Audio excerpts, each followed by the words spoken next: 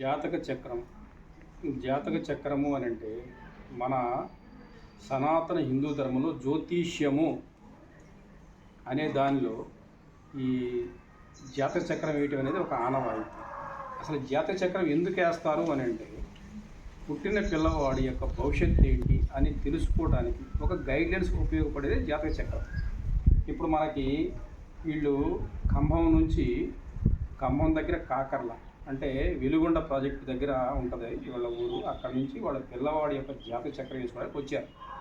ఇప్పుడు శాస్త్రము అనేది ఎలా చెప్తుందంటే ప్రకృతిలో ఉన్న పంచభూతాలకి మమేకమై వాటి యొక్క అనుగుణంగా మన జీవితాన్ని నడుచుకోవటానికి చెప్పబడిందే ప్రతి శాస్త్రం. అందులో జ్యోతిష్ శాస్త్రం కూడా ఒకటి. దీన్ని మనం ఏం చేయాలంటే శాస్త్రం చెప్పేది ఏం చెప్తుంది?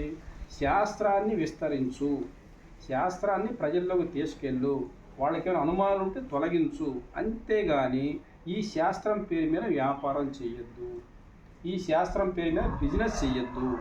తెలియని వారికి వాళ్ళని మూఢనమ్మకాల్లోకి తీసుకెళ్ళి దోషాలు లేనివి కూడా దోషాలు ఉన్నాయని చెప్పి ఈ రోజుల్లో ఈ జాతకాన్ని ఏం చేస్తారు? బిజినెస్ చేసేసారు.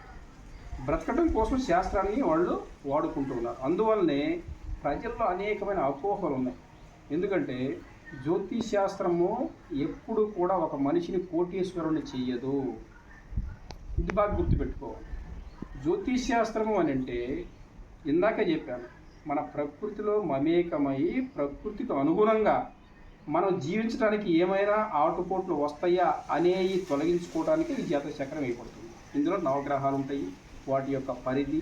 మనం జీవిస్తున్నాము ప్రకృతిలో మమేకమై జీవిస్తున్నాం కాబట్టి ప్రతి శాస్త్రం కూడా ప్రతి మంత్రం కూడా ప్రజలకు ఉపయోగపడే విధంగా ఉండాలి. కానీ ప్రజల్ని మభ్యపెట్టి వాటి ద్వారా వ్యాపార దూరంలో తీసుకెళ్తే ఆ యొక్క విధానము ఎల్లకాలము ఉండదు.